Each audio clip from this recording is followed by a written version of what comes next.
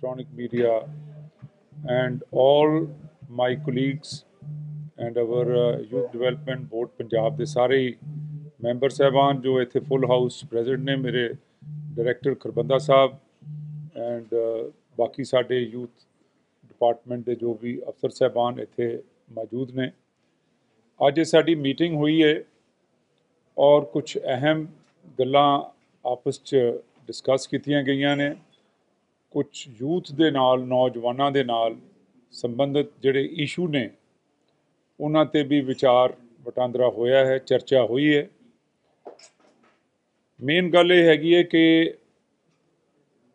ਜਿੱਥੋਂ ਤੱਕ ਅੱਜ ਦੀ ਮੀਟਿੰਗ ਦਾ ਸਵਾਲ ਹੈ ਕਿ ਅਸੀਂ ਇਹ ਫੈਸਲਾ ਕੀਤਾ ਹੈ ਕਿ ਯੂਥ ਨੂੰ ਹਰ ਪੱਖੋਂ ਔਰ ਹਰ ਵਰਗ 'ਚ, ਹਰ ਪਾਸੇ, ਹਰ ਈਵੈਂਟ 'ਚ ਅਸੀਂ ਉਹਨਾਂ ਨੂੰ ਇਨਵੋਲਵ ਕਰਨਾ ਚਾਹੁੰਦੇ ਹਾਂ, ਕਿਉਂਕਿ ਉਹਨਾਂ ਦੀ ਐਨਰਜੀ ਚੈਨਲਾਈਜ਼ ਔਰ ਐਨਰਜਾਈਜ਼ ਜਿਹੜਾ ਉਹਨਾਂ ਨੂੰ ਕਰਨਾ ਬੜਾ ਜ਼ਰੂਰੀ ਹੈ। ਡਰੱਗਸ ਬਹੁਤ ਅੱਗੇ ਨਾਲੋਂ ਜ਼ਮੀਨ ਅਸਮਾਨ ਦਾ ਫਰਕ ਹੈ, ਲੇਕਿਨ ਹਾਲੇ ਜੜੋਂ ख़त्म ਕਰਨ ਵਾਸਤੇ ਸਾਨੂੰ ਉਹਦੇ ਵਾਸਤੇ ਵੀ ਯੂਥ ਦਾ ਸਹਾਰਾ, ਯੂਥ ਸਰਵਿਸਿਜ਼ ਦਾ ਬਹੁਤ ਸਾਨੂੰ ਜ਼ਰੂਰਤ ਹੈ। ਜਿਹੜੀ ਕਿ ਅਸੀਂ ਗੱਲ ਕੀਤੀ ਹੈ ਕਿ ਅਸੀਂ ਉਹਨਾਂ ਨੂੰ ਦੂਰ ਕਿਵੇਂ ਰੱਖਣਾ ਹੈ। ਨੌਜਵਾਨਾਂ ਨੂੰ ਅਸੀਂ ਖੇਡ ਦੇ ਮੈਦਾਨ ਦੇ ਵਿੱਚ ਲਿਆਉਣ ਦਾ ਪ੍ਰਣ ਕੀਤਾ ਹੈ। ਪਿੰਡਾਂ ਦੇ ਵਿੱਚ ਜਿਹੜੀਆਂ ਸਾਡੀਆਂ ਕਲੱਬਾਂ ਨੇ ਉਹਨਾਂ ਨੂੰ ਅਸੀਂ ਹੋਰ ਐਕਟਿਵ ਔਰ ਉਹਨਾਂ ਦੀ ਜਿਹੜੀ ਖੇਡ ਦੀ ਰੁਚੀ ਹੈ ਉਹਦੇ ਵਿੱਚ ਉਹਨਾਂ ਨੂੰ ਅਸੀਂ ਹੋਰ ਉਹਨਾਂ ਦੀ ਜੋ ਤੰਦਰੁਸਤੀ ਵਾਸਤੇ ਤੰਦਰੁਸਤ ਪੰਜਾਬ ਨੂੰ ਵੀ ਨਾਲ ਲੈ ਕੇ ਉਹਦੇ 'ਚ ਜਿਹੜੀਆਂ ਸਪੋਰਟਸ ਕਿਟਸ ਔਰ ਸਪੋਰਟਸ ਗਰਾਊਂਡਸ, ਪਲੇ ਗਰਾਊਂਡਸ ਉਹਨਾਂ ਦੀ ਸਥਾਪਨਾ ਕਰਨਾ ਔਰ ਨਾਲੇ ਜਿਹੜੇ ਨੌਜਵਾਨ ਬੱਚੇ ਨੇ ਸਾਡੇ ਅਲੱਗ-ਅਲੱਗ ਪਿੰਡਾਂ ਦੇ ਵਿੱਚ ਕਲੱਬਾਂ ਦੇ ਜਿਹੜੇ ਮੈਂਬਰਸ ਨੇ ਉਹਨਾਂ ਨੂੰ ਡਿਜ਼ਾਸਟਰ ਮੈਨੇਜਮੈਂਟ ਦੇ ਲਈ ਜਾਗਰੂਕਤਾ ਕਰਨਾ, ਉਹ ਅੱਜ ਮੀਟਿੰਗ ਦੇ ਵਿੱਚ ਇਹ ਵੀ ਫੈਸਲਾ ਲਿਆ ਗਿਆ ਹੈ।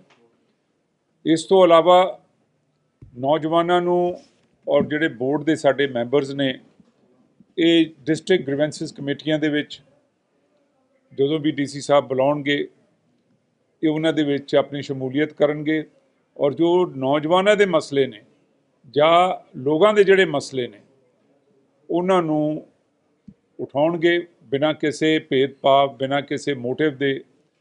ਇਹ ਅਸੀਂ ਯੂਥ ਨੂੰ ਟ੍ਰੇਨਿੰਗ ਅਸੀਂ ਦੇਣ ਵਾਸਤੇ ਅਸੀਂ ਕਲੱਬਾਂ ਦੇ ਵਿੱਚ ਇਹਨਾਂ ਸਾਰਿਆਂ ਨੂੰ ਜਿਹੜੇ ਸਾਡੇ ਮੈਂਬਰ ਸਾਹਿਬਾਨ ਨੇ they would be going there. So ਕੁਝ ਕਲੱਬਾਂ ਸਾਡੀਆਂ ਬੰਦ ਪਈਆਂ ਨੇ, ਉਹਦੇ ਵੇਰੀਅਸ ਰੀਜ਼ਨਸ ਨੇ। ਕਿਤੇ ਪਿੰਡਾਂ ਦੇ ਵਿੱਚ ਨੌਜਵਾਨਾਂ ਦੇ ਆਪਸ ਧੜੇਬੰਦੀਆਂ ਵੀ ਹੁੰਦੀਆਂ ਨੇ, ਉਹਨਾਂ ਨੂੰ ਵੀ ਅਸੀਂ ਸ਼ੁਰੂਆਤ ਉਹਨਾਂ ਨੂੰ ਚੈਨਲਾਈਜ਼ ਕਰਨ ਦੀ ਵੀ ਅਸੀਂ ਜ਼ਿੰਮੇਵਾਰੀ ਜਿਹੜੀ ਅੱਜ ਯੂਥ ਡਿਵੈਲਪਮੈਂਟ ਬੋਰਡ ਦੇ ਮੈਂਬਰ ਸਾਹਿਬਾਨ 'ਤੇ ਲਗਾਈ ਹੈ, ਜਿਹੜੇ ਕਿ ਫੁੱਲ ਸਟਰੈਂਥ 'ਚ ਇੱਥੇ ਬੈਠੇ ਨੇ। ਔਰ ਮੈਨੂੰ ਉਮੀਦ ਹੈ ਕਿ ਇਹਨਾਂ ਦੀ ਮਿਹਨਤ ਦੇ ਨਾਲ ਅਸੀਂ ਆਉਣ ਵਾਲੇ ਸਮੇਂ 'ਚ, ਕਿਉਂਕਿ ਇਲੈਕਸ਼ਨ ਈਅਰ ਹੈ ਔਰ ਯੂਥ ਨੂੰ ਅਸੀਂ ਸਹੀ ਰਸਤੇ ਲਾ ਕੇ ਜੋ ਸੂਬੇ ਦੇ ਵਾਸਤੇ ਸਹੀ ਹੈ, ਜੋ ਲੋਕਾਂ ਦੇ ਪ੍ਰਤੀ ਸਹੀ ਹੈ, ਉਸ ਲਾਈਨ 'ਤੇ ਲਾ ਕੇ ਅਸੀਂ ਆਉਣ ਵਾਲੇ ਇਲੈਕਸ਼ਨ ਦੀ ਵੀ ਤਿਆਰੀ ਅਸੀਂ ਨੌਜਵਾਨਾਂ ਦੇ ਰਾਹੀਂ ਕਰਾਂਗੇ। ਇਹ ਸਾਡਾ ਅੱਜ ਦਾ ਇਸ ਮੀਟਿੰਗ ਦਾ ਏਜੰਡਾ ਸੀ। ਕੋਈ ਸਵਾਲ ਹੈਗਾ ਤਾਂ ਪੁੱਛੋ।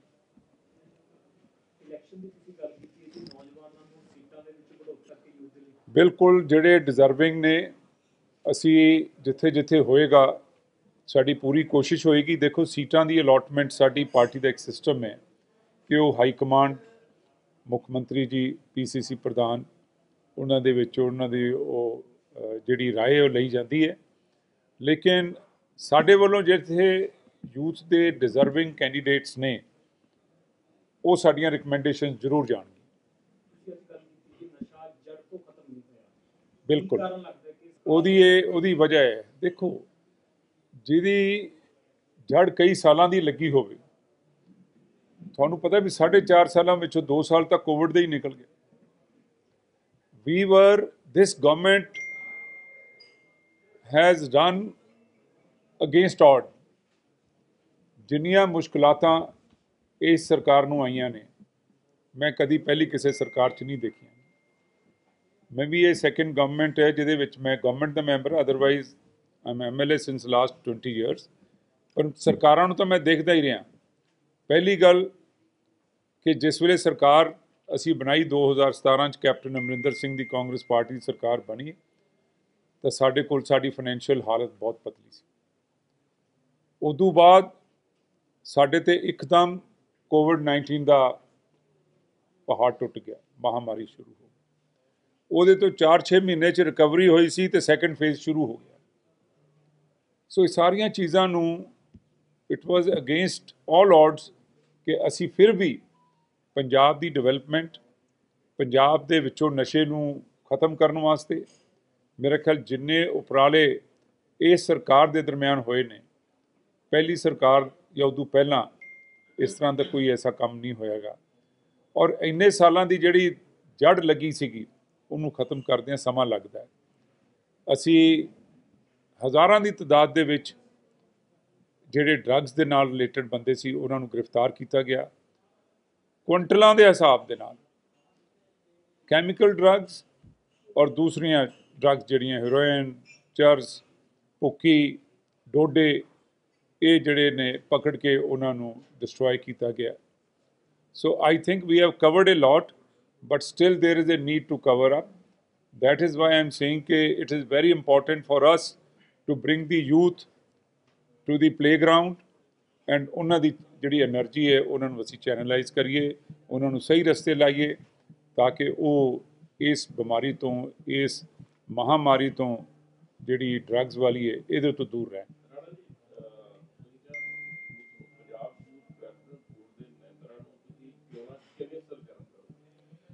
मैं इन्हों चोणों च नहीं सरगर्म कर रहा कि ये काम ऐसा करनगे कि जिहदे नाल पंजाब दा यूथ आटोमैटिकली सरगर्म होएगा।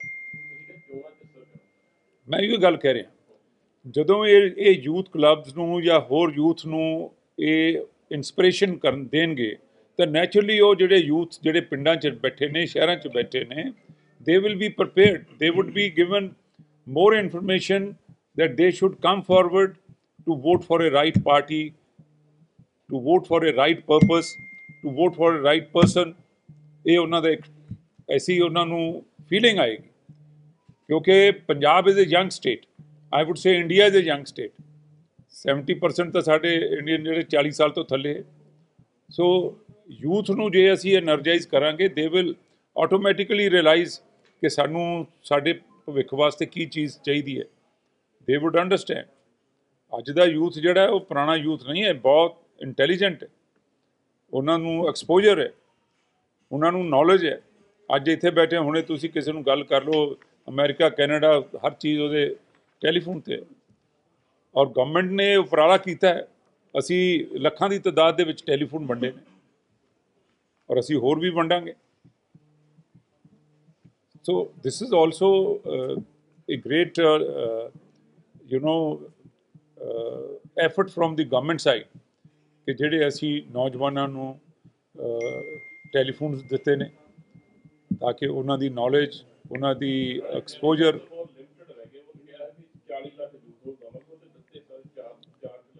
मेरी गल नहीं समझते, शुरुआत तो हुई ना सरदार साहब, नहीं सरकार खत्म होगी, सरकार दोबारा भी तो आएगी ना। तुसी अज एक मिनट मेरी गल सुनो, how can you today wash out के कांग्रेस गवर्नमेंट नहीं आ सकती? फिर जे नहीं आ सकती फिर मैनू ना दसो भी किहड़ी गवर्नमेंट आ सकती। ये तो ना करो भी कांग्रेस नहीं आएगी, जिहड़ी आएगी तो सानू पता ही नहीं।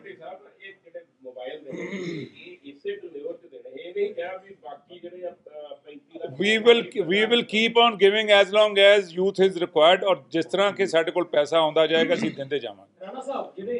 40 ਦੇ 45 ਲੱਖ भी हो सकते।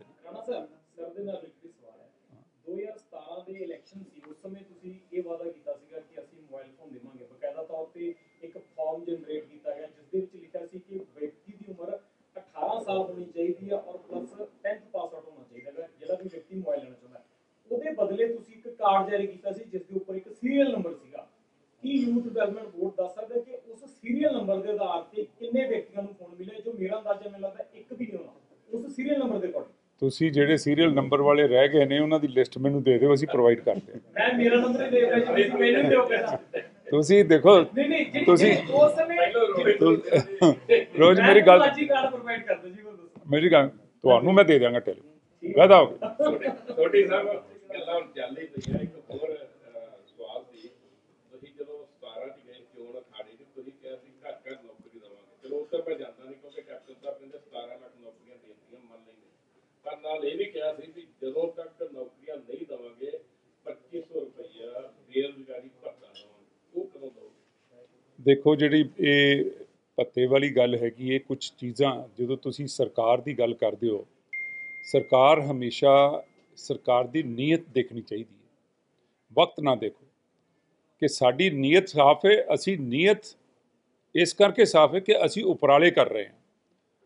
ਕਈ ਸਰਕਾਰਾਂ ਇਹ ਜਿਹੀਆਂ ਵੀ ਆਉਂਦੀਆਂ ਜਿਹੜੇ ਉਪਰਾਲੇ ਕਰਦੀਆਂ ਹੀ ਨਹੀਂ।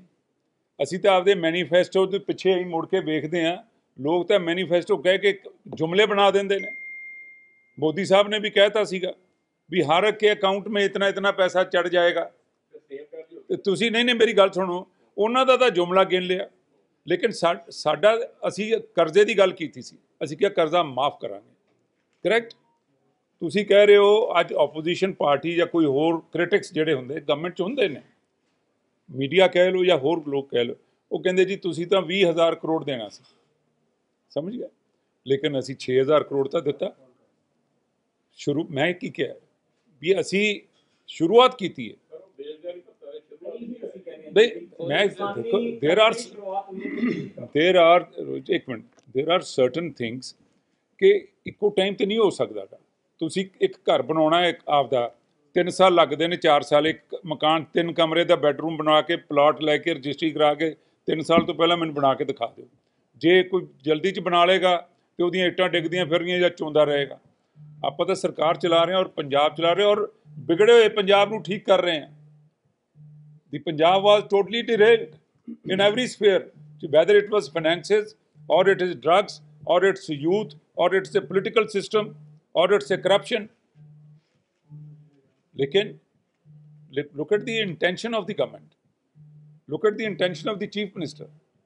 ਅਸੀਂ ਕੋਈ ਹੀਲਾ ਵਸੀਲਾ ਪੂਰਾ ਕਰ ਰਹੇ ਹਾਂ ਕਿ ਅਸੀਂ ਹਰ ਕੰਮ 'ਚ ਪੂਰੇ ਲੱਥੀਏ, ਲੇਕਿਨ ਜੇ ਕੁਝ ਚੀਜ਼ਾਂ ਰਹਿ ਗਈਆਂ ਨੇ, we are committed to the people of Punjab and we will do that. ਤੁਸੀਂ ਜਿਹੜੀ ਗੱਲ ਐਪਰੀਸ਼ੀਏਟ ਕਰਨ ਵਾਲੀ ਉਹ ਵੀ ਤਾਂ ਗੱਲ ਕਰੋ ਕਿ 500 ਰੁਪਏ ਤੋਂ ਸੀਗੀ ਜੀ ਤੁਹਾਡੀ ਪੈਨਸ਼ਨ, ਅੱਜ 1500 ਹੈ। Today it is 1500। ਸ਼ਗਨ ਸਕੀਮ 21,000 ਤੋਂ 51,000। ਐਸਸੀ ਵੈਲਫੇਅਰ ਜਿਹੜੇ ਲੋਨ ਵੇਵ ਕੀਤੇ ਆ ਜੀ, ਮੇਰੇ ਫਿਰ ਮੈਂ ਮੇਰੀ ਗੱਲ ਨਹੀਂ ਸਮਝ ਰਹੇ। ਮੈਂ ਕਹਿ ਰਿਹਾ ਜੁਲਾਈ 'ਚ ਕੀਤੀ। ਮੈਂ ਕਹਿ ਰਿਹਾ ਮੁੱਖ ਮੰਤਰੀ ਕੈਪਟਨ ਅਮਰਿੰਦਰ ਸਿੰਘ ਬਣ ਜਾਣਗੇ ਤੇ ਕਿੱਲੇ ਕਿੱਲੇ ਘਰ ਚਲ ਜਾਣਗੇ। ਮੇਰੀ ਗੱਲ ਨਹੀਂ, ਦੇਖੋ ਆਪਾਂ ਉਹ ਗੱਲ ਕਰੀਏ। ਦੇਖੋ ਮੇਰੀ ਗੱਲ ਸੁਣੋ, let us not, we are talking about state of Punjab. Let us not be negative. Let us talk ਹਾਂਜੀ 올림픽 ਵੱਲ ਚਲੋ।